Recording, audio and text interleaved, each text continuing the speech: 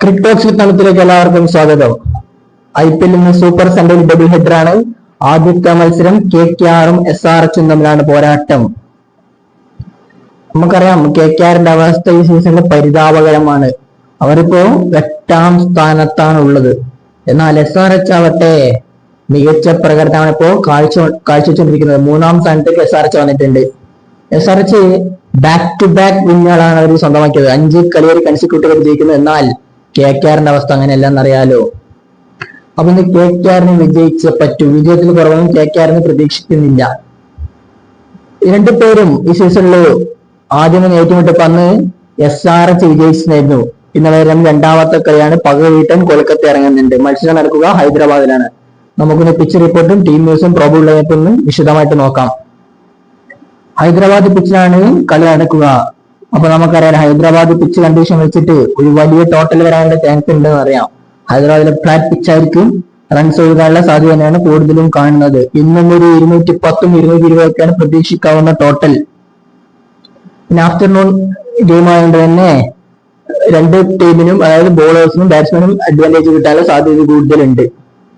മറ്റു കാര്യങ്ങൾക്കൊക്കെ വന്നു കഴിഞ്ഞാൽ ഇപ്പോ SRH-ന്റെ ഭാഗത്തേക്ക് ഹെൻറിക് ക്ലാസന്റെ പ്രകടനം എടുത്തു പറയണം. ഈ സീസണിൽ ഇത്രയും കൺസിസ്റ്റന്റ് ആയിട്ട് കളിക്കുന്ന ബാറ്റ്സ്മാൻമാരിൽ ഒരാളാണ് ഹെൻറിക് ക്ലാസൻ. നമ്പർ 4 നമ്പർ 5 വിശ്വസ്തമായിട്ട് ഹെൻറിക് ക്ലാസൻ ഇറക്കാം.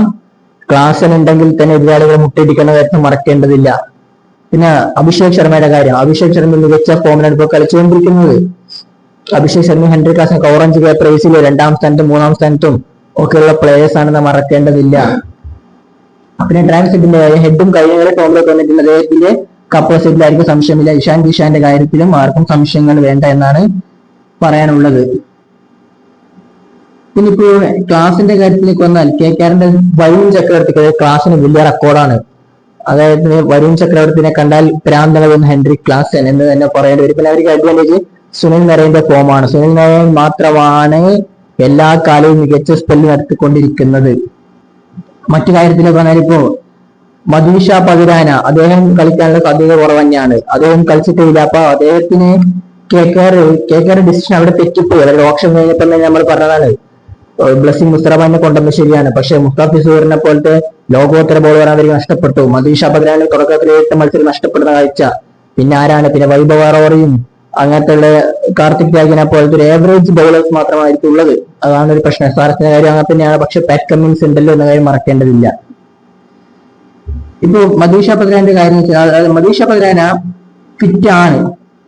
പക്ഷേ ഇപ്പോ LSG-ക്കെതിരെ യഥാർത്ഥത്തിൽ KKR വിജയിച്ചിട്ടാണ്. അപ്പൊ ആ വിന്നിംഗ് കോമ്പിനേഷൻ നിന്ന് ഒരു പ്ലെയറിനെ മാറ്റാനുള്ള സാധ്യത കുറവാണെന്നാണ് പറയപ്പെടുന്നത്. ഒരു പക്ഷേ മധീഷ പതിരാന വരുന്നുണ്ടെങ്കിൽ ഇപ്പോ നമ്മുടെ റഹ്മാൻ പൗലൊക്കെ പുറത്തെടുക്കേണ്ട സാധ്യതയാണ് ഇപ്പൊ കാണുന്നത്. ഏതായാലും അതിന് പോകാനുള്ള സാധ്യത കുറവെന്നാണ് തോന്നുന്നത്. പതിനാലിന് കളിക്കാനുള്ള സാധ്യത ഉണ്ടാവില്ല. SRH-ന് വലിയ മാറ്റങ്ങൾ വരാൻ ചാൻസില്ല. അവർ വിന്നിംഗ് കോമ്പിനേഷൻ തന്നെ നിലനിർത്തും. ദുരാൽ കോച്ചൊക്കെ ഇന്നും പുറത്തേക്കുന്നതിനാണ് പ്രതീക്ഷിക്കുന്നത്. അപ്പൊ KKR-ന്റെ അവസ്ഥയിൽ KKR-നെ ഇന്ന് വിജയിക്കണം. വിജയത്തിൽ കുറവൊന്നും KKR പ്രതീക്ഷിക്കുന്നില്ല. പക്ഷെ അവർക്കൊരു പ്രശ്നം എന്താണെന്ന് അറിയോ? അവരുടെ ബാറ്റിംഗ് ഇൻകൺസിസ്റ്റന്റ്.